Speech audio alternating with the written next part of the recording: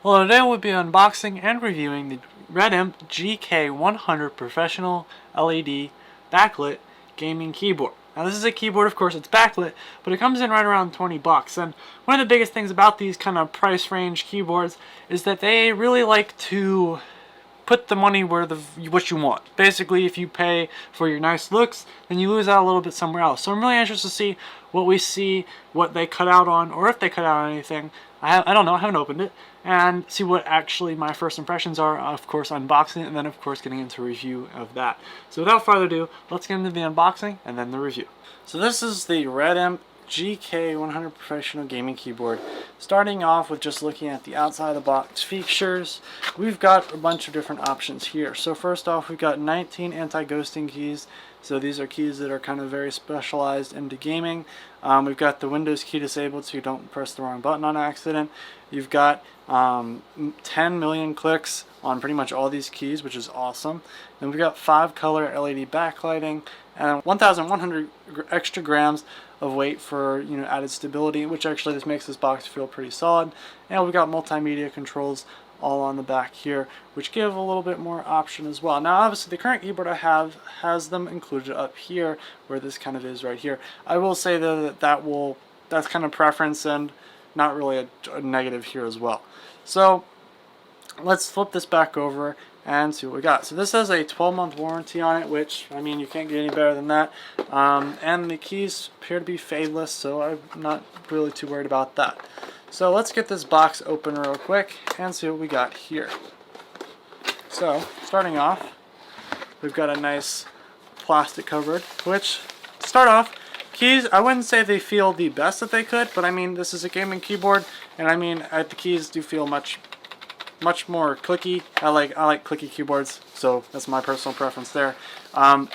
They feel very clicky, and I mean, the finish is not the best, but I mean, you're talking about something that's 20-30 bucks, and this is pretty much, I would personally prefer the nice quality clicks over the brush finish. But this is also a finish. There's lots of different people's preferences on how they like their keyboards. I will say that this is more of a matte finish, and I wouldn't say that if you're not into matte finishes, then obviously don't go for this keyboard, because that's I think this whole thing is, except the edges. It looks like the edges are kind of not matte finish, but I mean this does mean that this doesn't. I mean it collects dirt a little bit more easy. That's basically what this means. Another first impression though. It looks like the keys themselves. You really can't see it. Like if you have the lights off, I'm sure when you turn this on you'll be able to see it, but I can't really tell you what key is what just by looking at this. And I don't know if it's the reason why it's called fadeless is because they didn't paint it, and that's why you can't rub it off. But I mean, it looks like it's just little clear bits for the characters, which I mean, if you have the lights on, I mean, I don't think it will be an issue. But just looking at it, it does feel like that's a problem that could arise in the future when you turn this off, maybe down the road. The other thing is, this back does feel pretty nice. One of the biggest things I did like about this keyboard is it has drainage holes, so this won't ruin your keyboard if you spill like I don't know, some drink on it. It will all come through here. The other thing though is I did do a little bit of research online because I'm not really going to risk dumping this thing in water. And one of the things they did say though is that if you don't want to drop the water here, now that's obviously what I found online and I can't verify that, but I mean if you're really planning on submerging your keyboard in water, I definitely suggest you get a boat instead. The other thing is we got 2 options here. Unlike most gaming keyboards, there's usually an option to do more than one height preference. This one though has not only one, and I will say though that this actually feels pretty responsive and clicky. Like I know this is not what you look for when you're looking at a quality keyboard, but this really does feel like nice quality stands. I will say that, and the rubber here as well actually feels pretty grippy as well. And so now let's flip this back over and get the rest of it out of the box. So let's see what we have in this box today. So we've got the rest of the keyboard, and we've got a cable remover, or a key remover, and a brush. So let's pop this up over here now. And I like my stands up, so I'm going to leave them up. And let's see how this key remover works. So basically, just looking at this right now, it does feel pretty much clicky, and it's nice. And I'm not really personally a key switch kind of person. I'm not really all into the Cherry MX. I personally just prefer a nice click when I mess with it. And these are more quiet than normal keys would be, but they also do have a nice feel when you rub your fingers over them. So let's see how well it is to take one of these keys off. So obviously, if you want to clean your keyboard, you want to make sure you can take your keys off. And look at that. That is actually by far one of the, I really like this actually, this tool. They included this and I'm really happy with how they did this. So now you can actually see what's inside these keys, and honestly the keys look like they're pretty much just normal keys. I have no complaints, and it looks like they made this all one solid construction, which means that any water is just going to go right off, which that's smart on them, and I have no complaints on that. It looks very nice. Make sure they put the key back on the right way. And let's see how easy it is to get these back on for cleaning and stuff. And I do like the fact they also include a brush. You can brush the stuff, which I assume when you take the keys off, you can just brush stuff. And I mean, honestly, I haven't had a keyboard yet that either includes one of these. So I'm kind of happy with that. I've gotten nice keyboards and they don't include these. So if $20 giving you this, then you should definitely take it. So next thing though is just looking, it's got the same kind of logo as the mouse did.